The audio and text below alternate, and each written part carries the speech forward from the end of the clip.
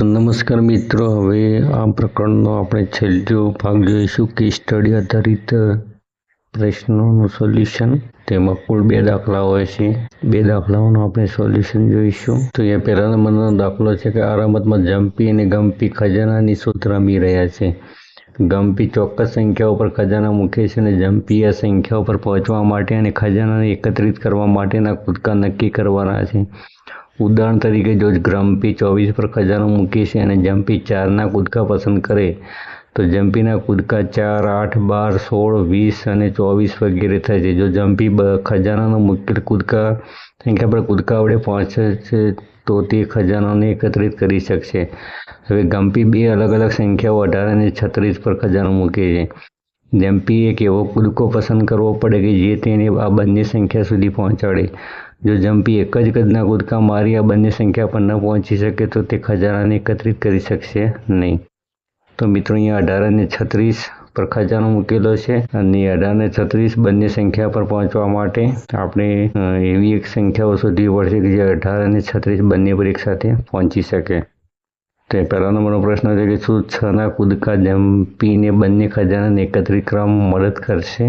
તો અહીંયા હા આવશે, કેમ કે 6ના ઘડિયામાં 6 એકા 6, 6 દુ 12, 6 તરી 18 અને 6 ચોક 24, 6 પંચુ 30 અને 6 36. એટલે 6ના કૂદકા મારે તો તે 18 અને 36 બંને પર પહોંચી શકશે. તો અહીંયા 18 અને 36, તો 18ના આપણે અવયવ પાડીએ તો 18 એકા 18, 9 દુ 18 અને 6 તરી 18. એવી રીતે 36ના અવયવ પાડીએ તો 36 એકા 36, 18 દુ 36, 12 તરી 36, 9 ચોક 36 અને 6 36. એટલે કે અહીંયા 1, 2, 3 પછી 6, 2, 3 પછી 6 પછી 9 અને 18. 9 અને પછી છે 18 સુધી કૂદકા એ મારી શકશે, કેમ કે 18 પણ સામાન્ય અવયવ છે. તો અહીંયા જેટલા સામાન્ય અવયવ મળે છે એટલા એ કૂદકા મારી અને બંને જે સંખ્યાઓ છે 18 અને 36 એ બંને પર પહોંચી શકશે.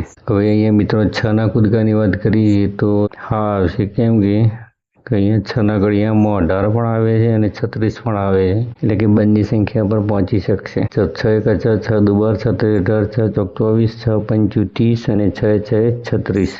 એટલે કે અહીંયા જો 6ના કૂદકા મારશે તો તે 18 અને 36 બંને સંખ્યાઓ પર પહોંચી શકશે.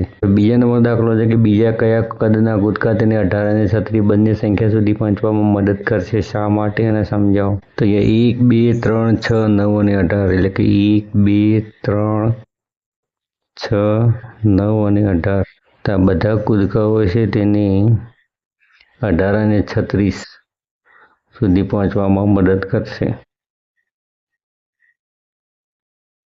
કેમ કે અહીંયા 1, 2, 3, 6, 9 અને 18 બધા ઘડિયામાં શું આવે છે? 36.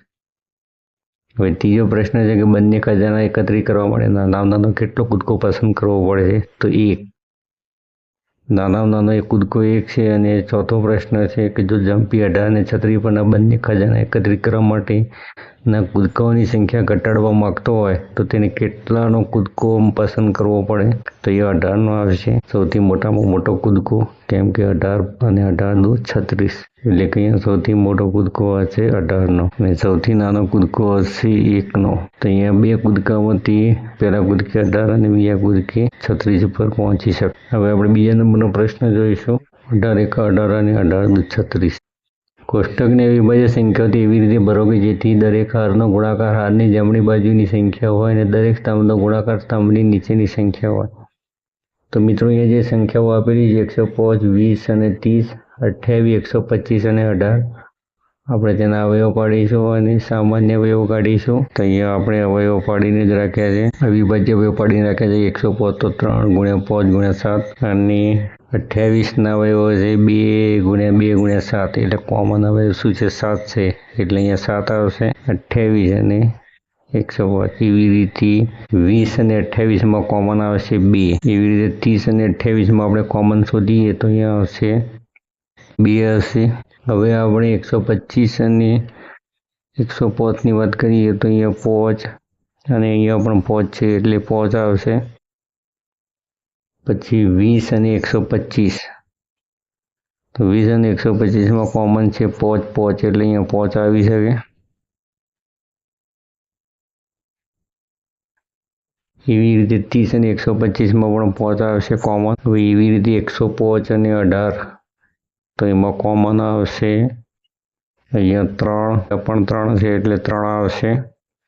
એવી રીતે 20 અને 18 તો 20 અને 18માં કોમન આવશે સામાન્ય અવયવ અહીંયા આવશે 2 2. એ રીતે 30 અને 18માં આવશે 3 3. તો આ રીતે આપણે કોષ્ટક ભરી શકીએ. બીજા નંબરનું કોષ્ટકમાં છે 8 105 અને 30 70 અને 28. તો મિત્રો અહીંયા અવિભાજ્ય અવયવ પાડીને જ રાખેલા છે. તો 8 અને 30માં કોમન શું આવે છે? તો અહીંયા 2 છે, અહીંયા પણ 2 છે એટલે 2 આવશે. એવી જ રીતે 105 અને 30 105 અને બંને જગ્યાએ 3 3 છે એટલે કે 3 આવી શકે. 70 અને 30 5 5 છે કોમન 5 આવશે. એવી રીતે 8 અને 70 તો 8 અને 70માં 2 2 કોમન આપણે લઈ શકીએ. એવી રીતે 105 અને 70 તો અહીંયા 5 5 કોમન લઈ શકીએ. પછી એવી જ રીતે 70 અને 70 તો અહીંયા 7 7 કોમન લઈ શકીએ. એવી રીતે 8 અને 28 તો અહીંયા 2 2 કોમન આવશે. એવી રીતે 105 અને 28 તો અહીંયા 7 7 આવશે. એવી રીતે 70 અને 28 તો અહીંયા 70 અને 28નો કોમન જે વધેલો જે છે 2 2 આવશે. તો બીજા નંબરના દાખલાનું સોલ્યુશન કરી શકાય. જે કોષ્ટક આપણે ભરવાનું હતું તે એમાં આપણે ગુણાકાર કરીએ તો 2 2 4 8 થશે. 3 બાજુ 15 સીધું 105 અને 5 સીધું 35 એટલે કે અહીંયા ગુણાકાર આપણને મળી રહે છે. હવે ચોથા નંબરે જોઈએ તો ત્રીજા નંબરે જોઈએ તો 42 30 અને 286 છે. એ 70 52 અને 99 છે. અહીંયા 7 7 42 અને 70માં આવશે 7 7. એવી રીતે 30 અને 70માં જોઈએ. બીજા નંબરનો દાખલો છે 30 અને 70ની વાત કરીએ તો 2 2 છે 3 3 અહીંયા 5 5 પણ છે તો આપણે 5 5 પણ લઈશું. એવી રીતે 286 અને 70 તો અહીંયા 2 2 લઈ શકાય. એવી રીતે 42 અને 52 તો 42 અને 52માં 2 2 લઈ શકીએ. 30 અને 52 તો 30 અને 52માં 2 2 એવી રીતે 286 અને 52 તો મિત્રો અહીંયા 13 13 એટલે અહીંયા 13 13 લઈ શકાશે. પછી 42 અને 99 તો અહીંયા 3 લઈ શકાશે. પછી 30 અને 99 તો 3 3 લઈ શકાશે. એવી રીતે 286 અને 99 તો 11. હવે છેલ્લી કોષ્ટક આપણે ભરીએ ચોથા નંબરે. તો એમાં 154 105 110 30 70 અને 847 આપણે અવિભાજ્ય અવયવ પાડીને જ રાખેલા છે. તો એ 154 અને 30માં આવશે 2. એવી જ રીતે 105 અને 30 તો 105 અને 30માં આવશે 3 3. પછી 110 અને 30 તે પણ 3 5 આવે. હવે 154 અને 70 તો અહીંયા 7 લીધા છે. પછી છે 105 અને 70 તો અહીંયા 5 5 લીધા છે. પછી 110 અને 70 એટલે 2 2 લીધા છે. ફરી 154 અને 847 તો અહીંયા 11 11 લીધા છે. પછી 105 અને 847